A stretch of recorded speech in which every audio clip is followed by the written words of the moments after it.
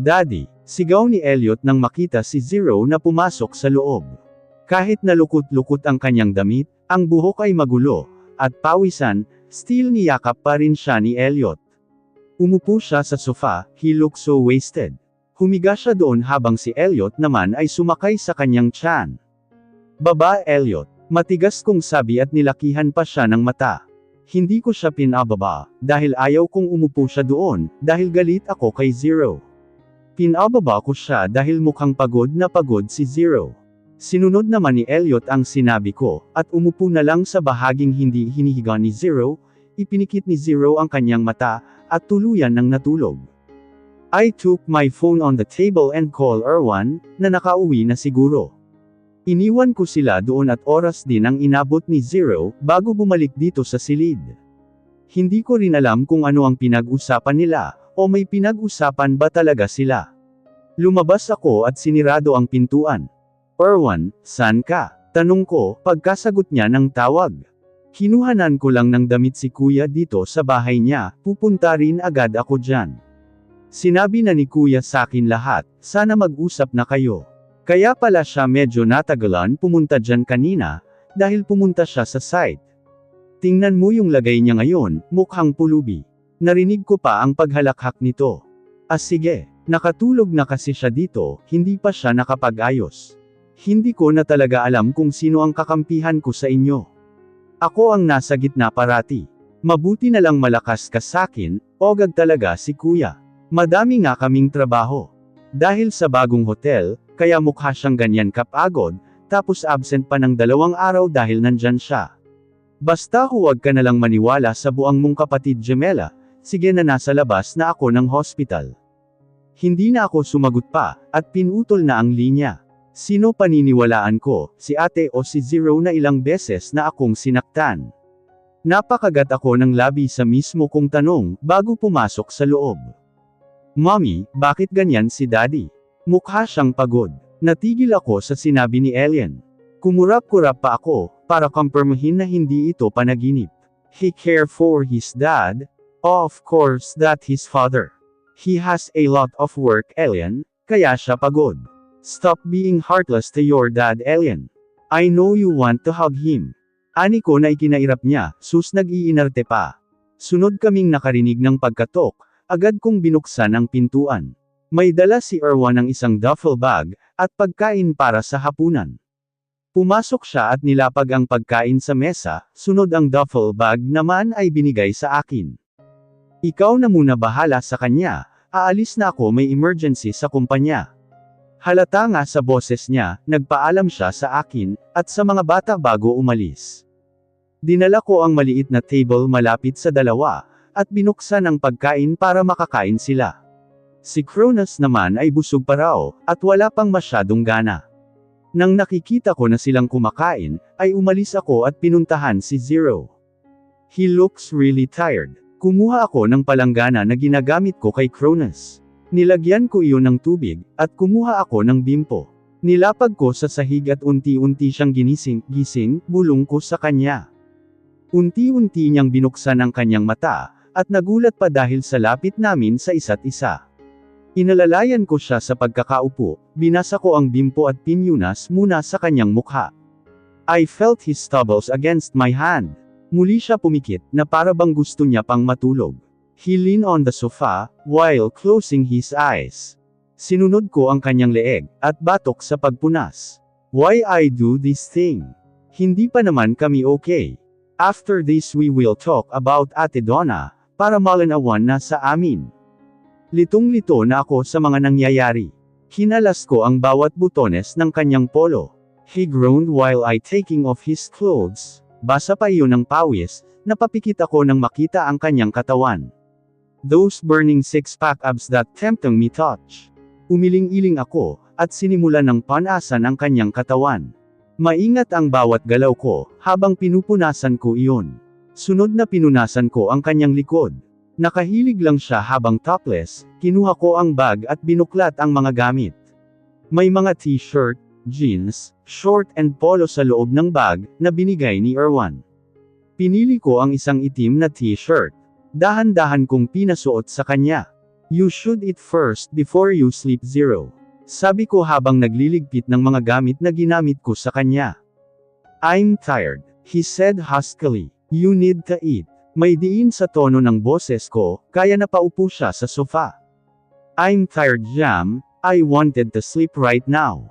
Nagawa niya pang magsalita. Hindi ko siya pinakinggan, at kumuha ako ng pagkain. Lumapit ako sa kanya, at tiningnan lang ang pagkain na nilahad ko sa kanya. Nilakihan ko siya ng mata, kaya kinuha niya ang pagkain sa akin. Bumalik ako sa dalawa, natapos ng kumain at niligpit ang pinagkainan. Tinitignan ko si Zero, habang sinusubukang samubo ng pagkain. Pagkasubo ay humilig ulit sa sofa at pumikit. Mommy, I think Dad really wants to sleep. Dinig kong sabi ni Elliot. You help him, Elliot, tutal paborito mo naman siya. Help him eat, sabi ni Ellen sa kapatid. Elliot stood up immediately, and took the bowl from his dad's hand. Mabuti na lang at may sabaw yun, kaya mabilis na lang niyang nguyain. Hinayaan ni Jam na kunin ni Elliot sa kanya ang mangkok, at dahan-dahan na sinubuan ang ama. Inasikaso ko muna si Cronus, pinalitan ko ang kanyang damit, at inayos sa paghiga. Todo naman siya reklamo sa mga masakit sa kanya, si Ellen na lang ang naglilibang, at nagkukwento ng kahit ano para makalimutan niya ang sakit. Good thing, nakinig naman siya sa kapatid, at nagkwentuhan silang dalawa. Mommy, ayaw na talaga ni Daddy. 3 spoon lang kinain ni Daddy, ayaw niya na. Napatingin ako kay Elliot sa gilid ko, nadala ang bowl na parang hindi nakain. Natapunan ko ng tingin si Zero na tulog na, nakahilig pa din. Kinuha ko kay Elliot ang mangkok, at ako na lang ang kumain. Tumabi naman si Elliot sa dalawa, at nakisama sa kwentuhan. Natapos ako sa pagkain, ay binihisan ko naman ang dalawa. Pinahiga ko sila sa folding bed, kung saan kami natutulog na 3, at naantok na daw. Si Cronus ang sunod kong pinatulog tumabi, ako sa kanya at hinimas-himas ang kanyang buhok, hanggang sa makatulog. Tumayo ako at pumunta sa gawin ni Zero, at nilagyan ko siya ng kulambo. Tumabi ako kina Ellen at natulog. I'm so tired today, parang mabigat ang aking katawan. Huwag mo kasing gisingin si Mommy Ellen. Naalimpungatan ako sa sigaw na iyon, mula kay Elliot. Minulat ko ang aking mata at umupo, habang kinukusot ko ang aking mata. I yawned and I heard Ellen. Sigaw pa ayan nagising na tuloy si Mommy.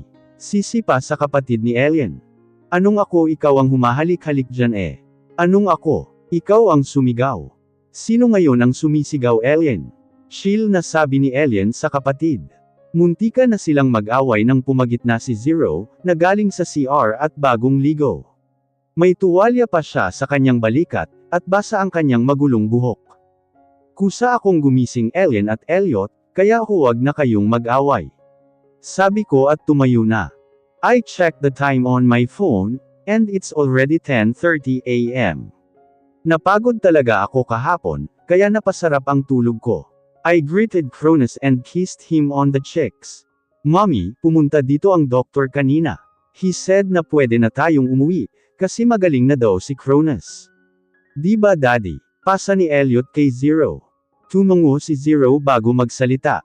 Anytime Jam, pwede na. Wala nang problema sa bills at sa lahat, ikaw na lang ang iniintay namin. Mahinahong boses ni Zero. Tumakbo si Ellen sa akin, at niyakap ang biwang ko. Mommy, balik na tayo kay Mamita, ayoko na dito. He said with puppy eyes.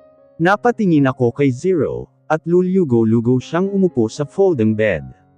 I patted Ellen's head, and smiled at him. Kinuha ko ang pagkakapit niya sa akin at dumiretso sa loob ng CR para maligo. Noong narinig ko ang boses ni ate, at sinasabi niya na may anak sila ni Zero, parang gusto kong liparin papuntang Australia, kahit ayaw ni Elliot at Cronus na umuwi. Now, I don't know. I wanted him to explain. Gusto ko malaman lahat mula sa kanya. Kung totoo ba ang sinasabi ni ate o hindi. I will try my best para maintindihan iyon, at kung nagsasabi siya ng totoo, ay bibigyan ko ulit siya ng chance. Sabi niya ay hindi siya ang tatay, tapos si ate naman sinasabi niya na si Zero ang ama, naguguluhan na ako at nasasaktan. Ayaw kong magkaroon ng kapatid ang mga anak ko sa ibang babae, at lalo na kay ate. I want them to have a complete family, yung nagtutulungan at nagmamahalan ang isa't isa. I want that. Ayaw ko na ng gulo. Kinahapunan tuloy na nga kami sa paglabas sa hospital. Ayaw ni Zero na sa ibang sasakyan kami sumakay, si Erwan naman ay inaasar pa si Zero, kaya mas lalong nena sa kanya. Ngayon nasa loob kami ng sasakyan at pauwing bahay. Daddy, may bahay ka po? Biglang tanong ni Elliot, habang nasa daan kami pauwi. Tumango si Zero, yeah, I have. Why? Gusto sanang tumayo ni Elliot sa pagkakaupo, kaya lang may seatbelt siya, kaya bumalik sa pagkakaupo. Doon kaya tayo umuwi daddy. Maligaya niyang sambit. No. Malamig namang pagkontra ni Elian, na nakaupo habang ang kamay ay nakakross sa dibdib. Elian tried to bond with daddy. Masaya kaya, he buy me anything I want, that mommy can't buy us. Napairap ako sa sinabi ni Elliot. Gusto lang pala magpabili eh. Ito namang si Zero binibilan din. Baka may spoil sila ni Zero. Baka mas piliin nila si Zero kaysa sa akin, dahil hindi ko mabigay ang kanilang gusto. Walang masabi si Elian kundi yun lang. Nakarating kami sa bahay ay excited si Elian, siya ang naunang pumasok. Si Cronus naman ay dala-dala ng kanyang ama, at ayaw umalis. Agad tumakbo sa taas ang dalawa at nag-uunahan pa. Sinabihan ko sila na dahan-daha, baka malaglag sila. Ma'am welcome back po. Ay sir nandito pala kayo. Ako na ang bahala kay Cronus. Ani ni Myrna at kinuha si Cronus, ngunit hindi bumaba at mas lalong pumulupot sa leeg ni Zero. Ayaw mo sakin baby Cronus. Miss niya ang daddy niya ma'am. Sabi pa ni Myrna at pumunta ng kusina para makapagluto. Mommy, si Elian nag-impake na naman. Pasiga na sumbong ni Elliot mula sa taas. Agad kaming pumunta sa taas ni Zero, kahit buhat-buhat niya si Cronus. Pagkapasok namin sa loob ng kwarto ng tatlo, ay bumungad sa amin si Elian na naglalagay ng damit sa malaking mulita namin. Dinaluhan ko siya at pinigilan sa kanyang ginagawa. Elian, listen to mommy please. I said while holding his hand. Mom, I don't want you to cry again and again and again. Kung aalis tayo dito hindi ka na iiyak. Listen first Elian, okay if that's what you want. I took a deep breath. But can you give Zero a chance? He's your daddy, you waited this day to come and now he is here. Babawi siya sa'yo, sa inyong magkakapatid. Kung sasaktan niya ulit tayo, iyon na aalis na tayo. Ang huling sentence ay binulong ko sa kanya, para hindi marinig ni Zero. Ngumisi si Elian sa sinabi ko, sinakop niya ang ulo ko, at tinuon ang kanyang bibig sa aking tainga.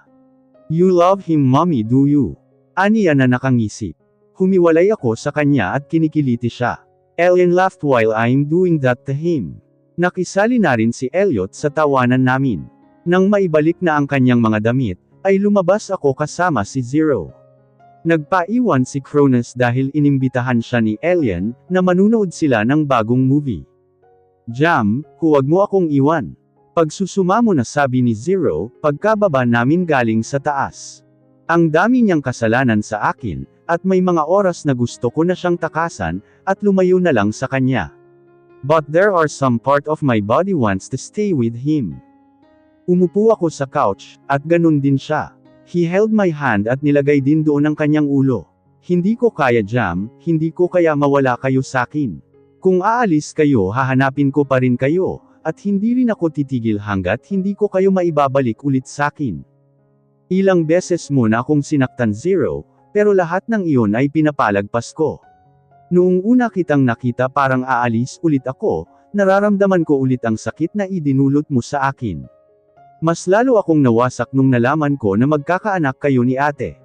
May namumuong luha sa aking mata, na nagbabadyang lumabas. Hindi ko anak yun Jam, maniwala ka sa akin. Oo may nangyari sa amin ng kapatid mo, dahil lasing ako pero sigurado ako Jam hindi akin yun. He's now crying. Zero crying again. The ruthless billionaire cried again. Why is he crying kung hindi totoo? Bakit ka ngayon hindi makatingin sakin? Explain to me everything Zero. Baka sasabihin mo, hindi kami aalis dito. Okay, we'll talk but not here Jam. I'm scared Jam, I don't want them to see us crying nor shouting. We can't avoid that situation, Jam, please huwag dito. Aniya habang ang ulo niya ay nasa kamay ko pa rin. Sabay kaming tumayo, nagpaalam kay Myrna at sa mga bata. Alibay ko ay bibili kami ng grocery, at hindi sila pwedeng sumama, dahil sila ang magbabantay kay Cronus.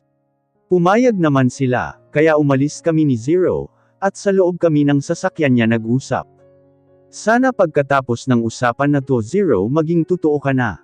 Maging matino ka naman para sa mga anak mo, kung gusto mo gawin pa ang mga ginagawa mo dati okay papayag ako, basta huwag mong ipakita sa mga anak natin. Kung ilang mang babae ang gusto mo, wala na akong pake, basta huwag mo lang silang saktan. Diretsahan kong sabi nang makapasok kami sa loob ng kanyang sasakyan. I won't do that thing again, Jam. Umiling-iling ako, noong tumawag si ate galing kang site, sabi niya may ginawa daw kayo, may ginagawa daw siya sa'yo na hindi ko magawa. Excited ka pa nga raw, dahil lalabas na baby nyo, at binigyan mo pa siya ng crib. Ani ko at sarcasmo pang tumawa. His jaw clenched and looked at me intensely, she said that. Yes, Zero. Bakit totoo? Umiling-iling, pinapahiwatig na hindi iyon totoo. Hindi ko yun anak. Alam iyon ni Donna, but she really wants me to be the father of her child. Ilang beses ko na siyang sinabihan na hindi iyon sa akin, pero pinipilit niya. Baka sa'yo talaga yun. Pamimilit ko din. Ayaw niya lang sabihin ang totoo, dahil ilalayo ko sa kanya ang anak namin. Pwede niya naman panagutan lahat ng anak niya, madami naman siyang pera, kaya naman niyang lahat buhayin, kahit huwag na kaming bigyan. Hindi nga akin, Jam naman maniwala ka naman sa akin kahit ito lang. Hindi ko nga iyon anak. Kung anak ko pananagutan ko ang bata, pero hindi, ikaw ang ina ng mga anak ko, kaya ikaw ang pananagutan ko, kahit ayaw mo sa akin. Napatingin ako sa kanyang sinabi. Panagutan ha, kung wala kaya kaming anak ngayon magkikita pa kaya kami. Nandito pa rin ba siya? Ha, sigurado ako iiwan niya ako sa ere mag-isa. Nagkita kami ni ate noong pumunta kaming mall. Panimula ko. Malaki na ang tiyan niya, ilang buwan mangganganak na. She said huwag na daw umasa ang mga anak ko ng kompletong pamilya. Dahil hindi yun mangyayari, dahil doon ka mananatili sa kanila. She even called Ellen a bastard, kaya ganun na lang ang galit niya sa'yo. Kaya nung araw na iyon ay magre-resign ako, dahil sa pangyayaring iyon Zero, pero hindi mo ko pinayagan, nagkasagutan tayo. Hanggang sa naaksidente si Cronus, at doon mo na nalaman. Aalis na sana kami para masaya na kayo ni ate. Pinagbantaan niya ang buhay ko at buhay ng mga anak ko Zero. Hindi ko kaya kapag may nangyaring masama sa isa sa kanila, hindi ko kaya. Sa mga huling salita ay napapaiyak ako sa takot. Kahit ako na lang huwag lang sila. Inalagaan ko sila sa mga taong nasa piling ko sila, ayaw ko silang mawala sa akin, dahil sa pagmamahal ni ate kay Zero. Yeah, I'm a girl and ate is also a girl. I know she loves Zero, kaya ako na kapatid niya kaya niyang pagbantaan. Lumapit sa akin si Zero, he cupped my face using his huge hand. Hindi kanya magagalaw Jam, hindi niya magagalaw ang mga anak natin. I'm here, hindi ko kayo pababayaan. Please give me chance Jam, itatama ko lahat ng kasalanang ginawa ko sa'yo. I only love you baby, wala nang iba. Sabi ni Zero habang nilalapit niya ang kanyang mukha sa akin, at pinagdikit ang aming noo. Sorry sa lahat ng sinabi ko sa'yo, sa mga maling nagawa ko. Akala ko totoong impormasyon ang binibigay ni Donna, hindi ko akalain na nabilog niya ako. Sorry baby, I hate her. Ngayon, ikaw lang ang papakinggan ko. Give me a chance to prove that to you baby, magbabago ako kung nagawa ko yun dati, magagawa ulit yun ngayon. Buong pagsusumamo niyang sabi.